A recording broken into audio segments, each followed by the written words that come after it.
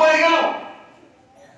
আমরা যারা মানুষ, আমাদের কথা আল্লাহ বলতেছেন যে আমরা যারা ঈমান আনছি, এই কথা বললাম যে আল্লাহ আমি তো তোমার প্রতি ঈমান আনছি, আমি তোমার পরকালকে বিশ্বাস করি, তোমার কোরআন বিশ্বাস করি, তোমার রাসূলকে বিশ্বাস করি, সব কিছুকে বিশ্বাস করি।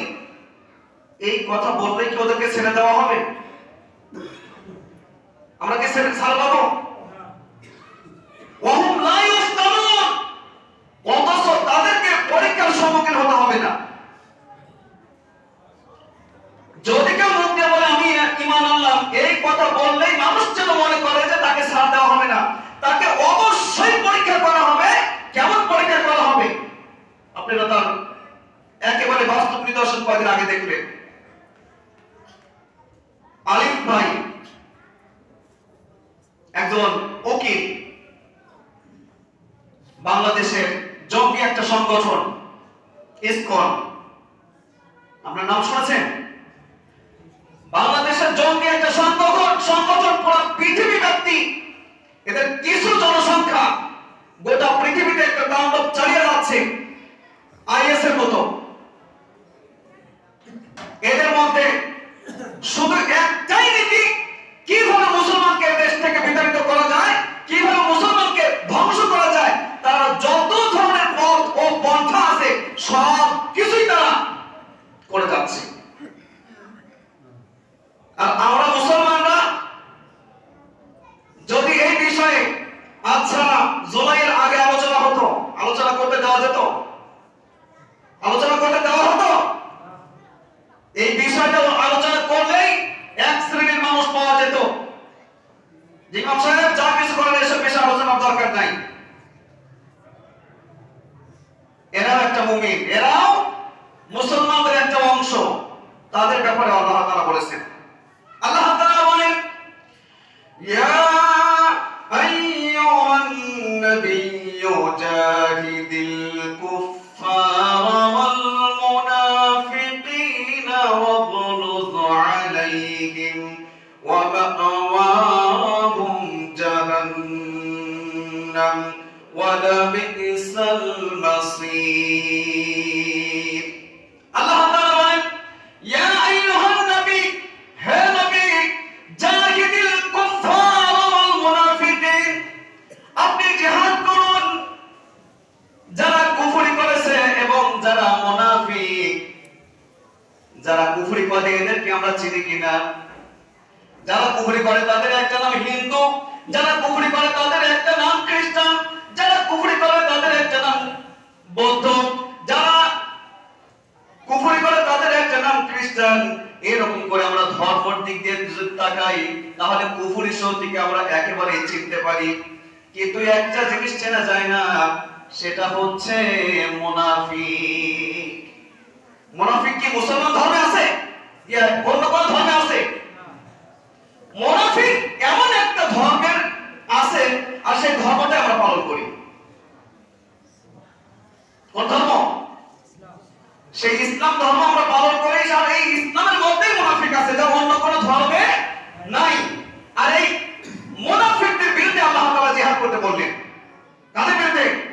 তাও স্বয়ং নবীকে, নবী যখন ইসলাম প্রচার করতেছে, নবী যখন জীবিত, সেই সময় নবীকে বলতেছে নবী আপনি কুফরির বিরুদ্ধে এবং মুনাফিকদের বিরুদ্ধে যুদ্ধ করেন।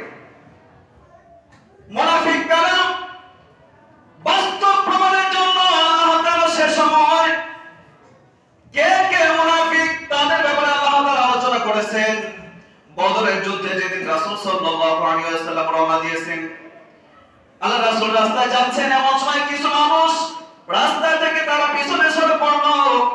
আল্লাহ তাআলা তাদেরকে চিনিয়ে দিলেন এরা মুনাফিক।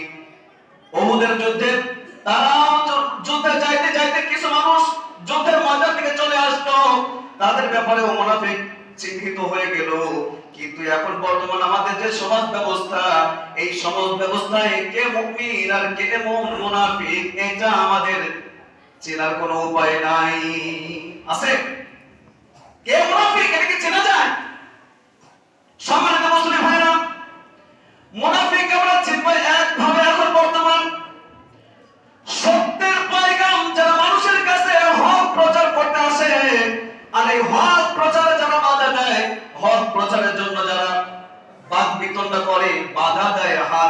কথা দিয়ে যেমন করে হোক যারা বাধা দিবে, আমরা এখন মনে করে নেব এরাই হচ্ছে মুসলমানদের মধ্যে নির্দিষ্ট মুনাফিক। আর এটা 5 জুলাইয়ের আগে যেখানেই মাহফিল হয়েছে, যেখানেই মসজিদের জুমার খুতবাতে ইমামকে ধরে মেরেছে, এমন খবর আপনারা শুনেন নাই? ইমাম খুতবা দিয়েছেন, সেই খুতবার সময়ে ইমামকে ধরে মেরেছে। এটা হচ্ছে মুনাফিক শ্রেণী। আবার ইসলামী মাহফিল হচ্ছে, সেই জায়গায় দাঁড়িয়ে গেছে, হুজুর রাজনৈতিক কোনো বিষয়ে আলোচনা করবেন না। রাজনীতি কি ব্যক্তিগত বিষয়? এই বাংলাদেশের দিকে যদি একটু খেয়াল করেন, বাংলাদেশের ইতিহাস 1947 সাল থেকে যদি আপনি শুরু করেন, ইতিহাসগুলো দেখেন, আমরা যে লাইনে আছি, আলেম ওলামা ছাড়া এই দেশ স্বাধীন হওয়ার কোনো রাস্তাই ছিল না। এই দেশ স্বাধীন হওয়ার মতো এক নাম্বার মানুষ ভূমিকা পালন করছেন, তিনি কে? মাওলানা আব্দুল হামিদ খান ভাসানী। তিনি একজন মাওলানা।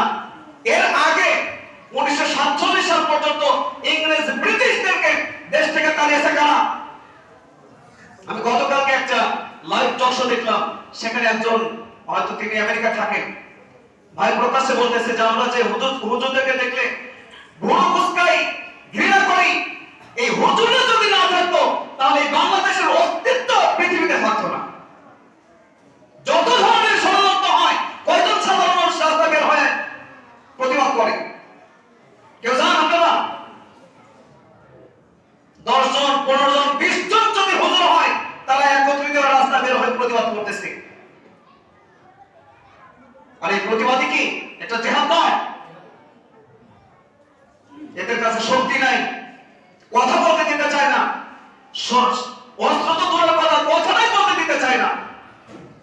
এজন্য মুসলিম ভাইরা, আল্লাহ তাআলা দুনিয়ায় এমন একটা জিহাদ রাখিয়েছেন, যে জিহাদের ব্যাপারে রাসূল আকরাম সাল্লাল্লাহু আলাইহি ওয়াসাল্লাম আমাদেরকে ভবিষ্যৎবাণী করে গেছেন।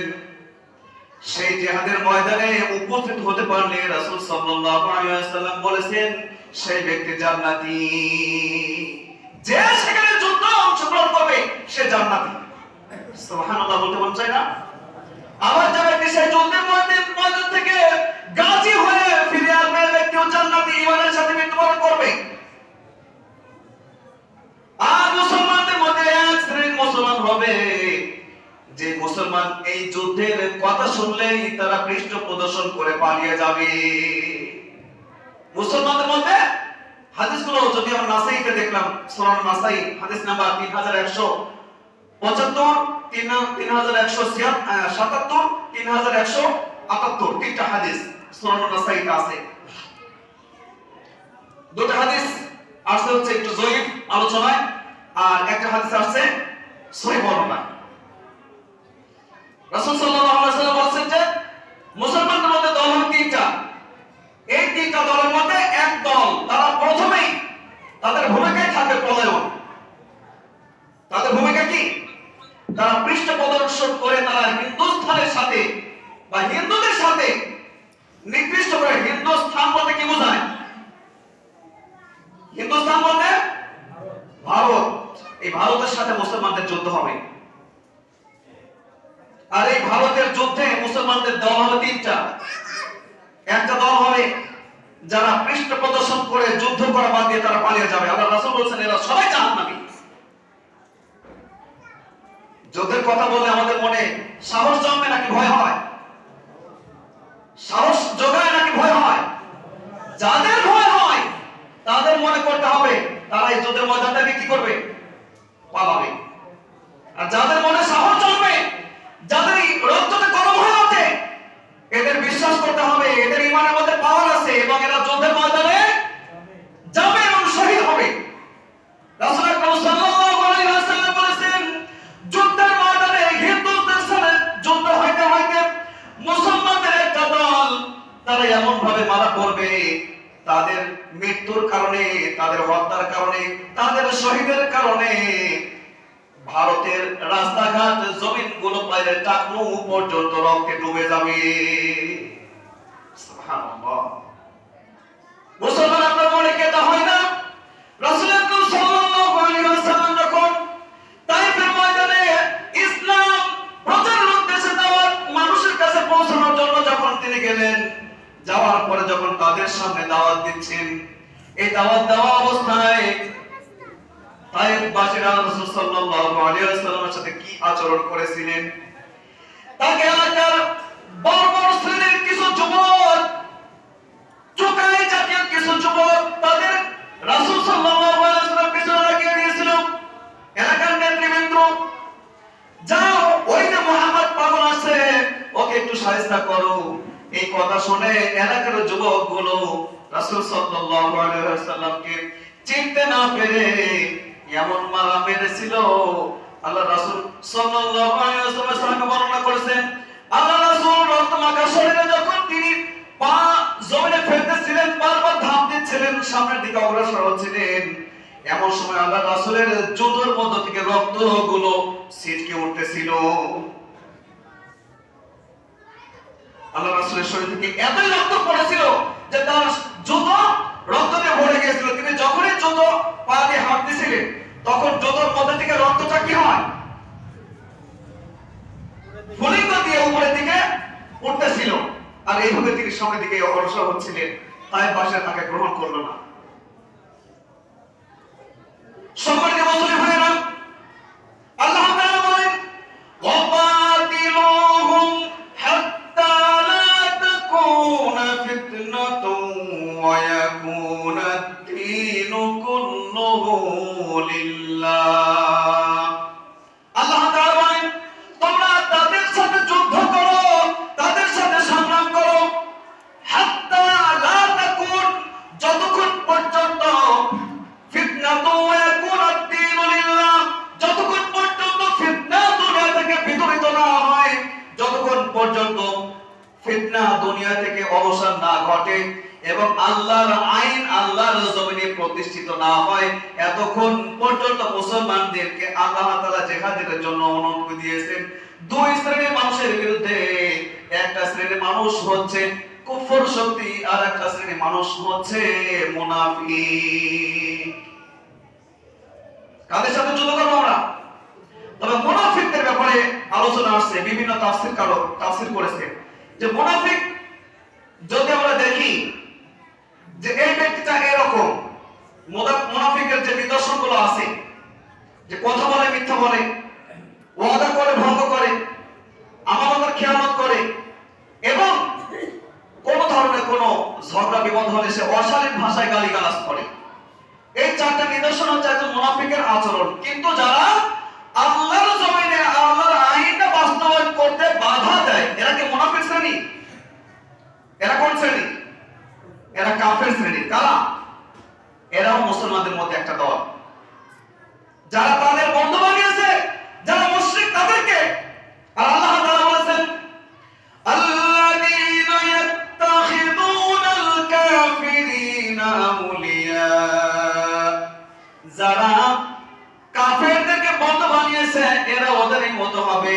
এজন্য রাসূলুল্লাহ সাল্লাল্লাহু আলাইহি ওয়াসাল্লাম বলেছেন, মান তাশাব্বাহা বিকাওমিন ফাহুয়া মিনহুম, ওই ব্যক্তি ওদের মতো, ওই যার সাথে যার বন্ধুত্ব।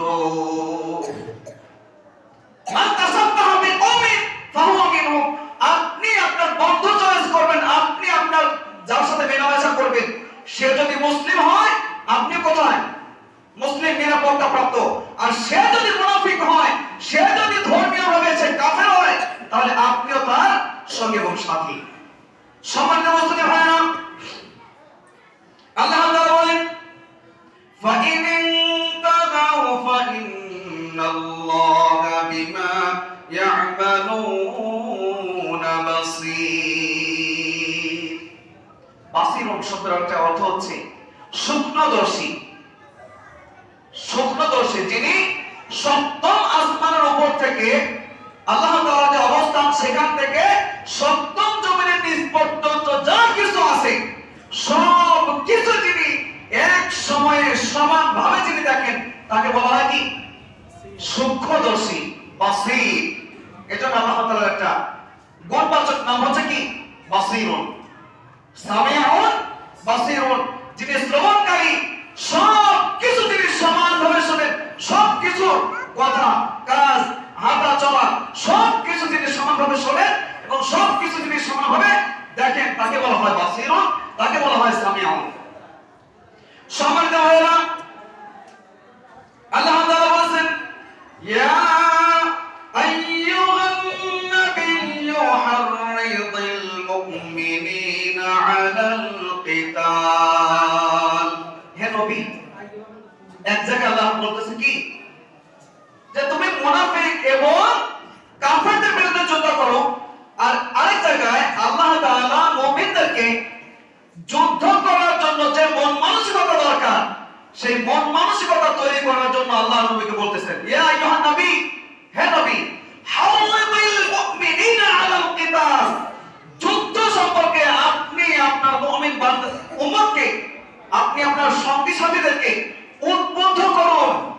যুদ্ধে গেলে কি হয় আমরা জেনেছি কোন একটা যুদ্ধে রাসূল সাল্লাল্লাহু আলাইহি ওয়াসাল্লাম সাহাবাদের সামনে এভাবে আলোচনা করতেছিলেন যে যুদ্ধে গেলে কি হয়, যুদ্ধের মর্যাদা কি, যুদ্ধে শহীদ হলে কি হয়। এই বিষয়ে যখন আলোচনা করতেছিলেন, এক ব্যক্তি মাত্র সে কিছুক্ষণ আগে মুসলমান হয়েছে, মুসলমান হওয়ার পরে সে সেই বৈঠকে বসছে, বসার পরে তার হাতে 3 থেকে 4টা খেজুর ছিল।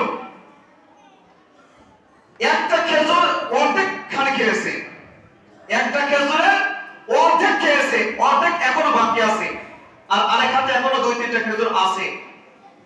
রাসূল সাল্লাল্লাহু আলাইহি ওয়াসাল্লাম বললেন যে ব্যক্তি যুদ্ধে যাবে এবং কুফরি শক্তির বিরুদ্ধে যুদ্ধ করে শাহাদাত বরণ করবে সে জান্নাতি।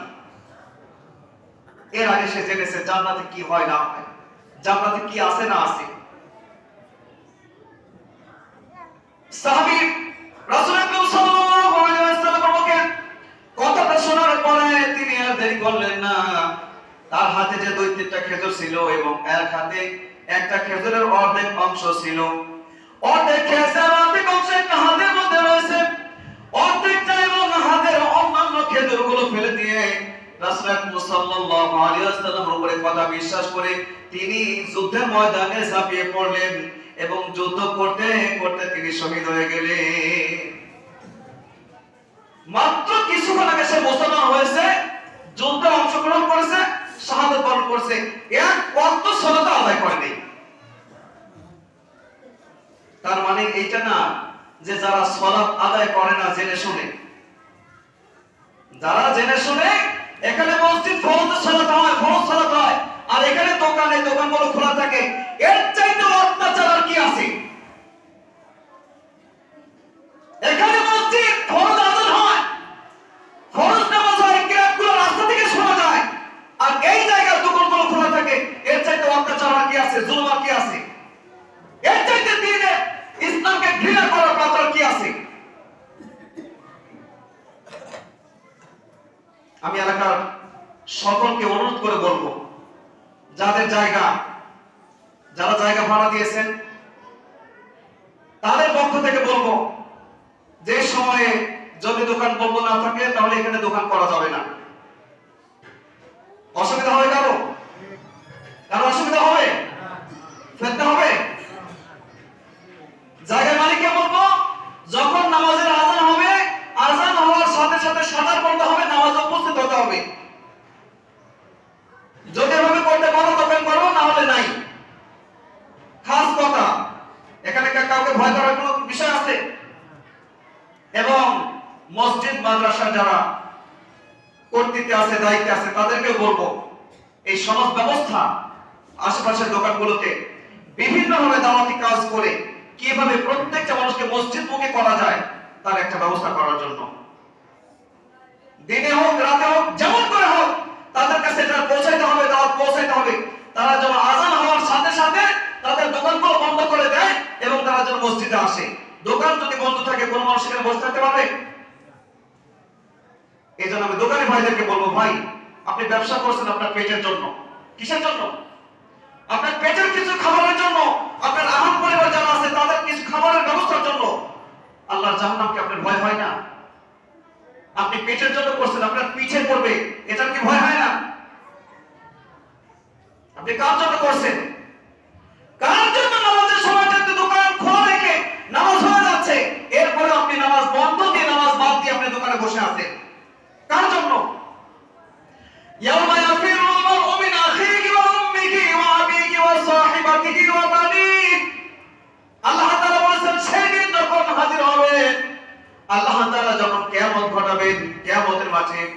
হাসরের মাঠে যখন সবাই সমবেত হবেন, এই সময় ইয়াফিরুল মারউ মিন আখি, ভাই তার ভাইয়ের কাছ থেকে পলায়ন করবে, পরিচয় দিবে না। ও উম্মিহি ওয়া আবি, আপনার মা আপনার বাবা আপনার কাছ থেকে পলায়ন করবে। ওয়া সাহিবাতিহি ওয়া বানি, এবং আপনার ভাই এবং আপনার বোন আপনার কাছ থেকে পলায়ন করবে। আপনার সঙ্গী সাথী বন্ধু বান্ধব যাদেরকে নিয়ে আপনি আড্ডা পেটেন, এই মানুষগুলো আপনার থেকে দূরে পলায়ন করবে, ফিরে যাবে, আপনাদের সাথে কোনো পরিচয় দিবে না। তাহলে কার জন্য করছি আমরা? কেউ আমার সঙ্গে হাত? বাস্তব আপনি যদি পরিপূর্ণ ইসলাম মেনে চলেন, পরিপূর্ণ ইসলাম মেনে চলেন, আপনার পরিবারের মধ্যে আপনার শত্রু তৈরি হয়ে যাবে। এই জন্য পরিপূর্ণ ইসলাম মানতে হবে, এটাই বাস্তব। শত্রু হোক, সে যে শত্রুতাই করবে, এটা আসলে তার শত্রুতাই জায়েজ নাকি না জায়েজ? যে শত্রুতাই করতেছে এটা ইসলামের পক্ষে করতেছে না বিপক্ষে করতেছে? এই জন্য তারা যদি ইসলামের বিপক্ষে আমার সাথে শত্রুতাই করে, এতে আমার কোনো যায় আসে না, সে শত্রু করছে ইসলামের বিপক্ষে। এই জন্য আমি সকলকে অনুরোধ করব, যেমন করে হোক আমরা যেন আযান হওয়ার সাথে সাথে মসজিদে আসি এবং দোকানপাটগুলো বন্ধ রাখি। সম্মানিত মুসলিম ভাইরা, রাসূল আকরাম সাল্লাল্লাহু আলাইহি ওয়াসাল্লামকে এক ব্যক্তি জিজ্ঞেস করলো, আইয়ুল আমালি খায়র, ইসলামের মধ্যে কোন কাজটা উত্তম? রাসূল আকরাম সাল্লাল্লাহু আলাইহি ওয়াসাল্লাম বলেন, আল ঈমানু বিল্লাহ, আল্লাহ তাআলার প্রতি ঈমান আনা, ওয়া বিররুল ওয়ালিদাইন, সুম্মা আইতাল, সুম্মা আই, ওই ব্যক্তি আবার জিজ্ঞেস করে, ইয়া রাসূলুল্লাহ, এরপরে ইসলামের মধ্যে কোন কাজটি উত্তম, আমলের মধ্যে কোন কাজটি উত্তম? রাসূল আকরাম সাল্লাল্লাহু আলাইহি ওয়াসাল্লাম বলেন, বিররুল ওয়ালিদাইন, পিতামাতার সাথে সৎ ব্যবহার করা। সুম্মা আই, ওই ব্যক্তি আবার জিজ্ঞেস করলো, এরপরে কোন কাজটা উত্তম? ক্বালা রাসূলুল্লাহ সাল্লাল্লাহু আলাইহি ওয়াসাল্লাম, রাসূল আকরাম সাল্লাল্লাহু আলাইহি ওয়াসাল্লাম বললেন, আল জিহাদু ফি সাবিলিল্লাহ। 3 নাম্বার ইসলামের মধ্যে উত্তম কাজের মধ্যে, আমলের মধ্যে 3 নাম্বার রাসূল আকরাম সাল্লাল্লাহু আলাইহি ওয়াসাল্লাম বললেন, আল্লাহর রাস্তায় জিহাদ করা। তবে এই জিহাদটা আমরা যেভাবে বুঝি, আমাদের বোঝের মধ্যে ভুল থাকার কারণে আমাদের ঈমানের মধ্যে তা বাস্তবতা ফুটে ওঠে না। একটা ব্যক্তি 5 ওয়াক্ত সালাত আদায় করে না, একজন লোক 5 ওয়াক্ত সালাত আদায় করে না, এই ব্যক্তি কি তার সাথে জিহাদ করতে পারে না যে আমি 5 ওয়াক্ত সালাত আদায় করব?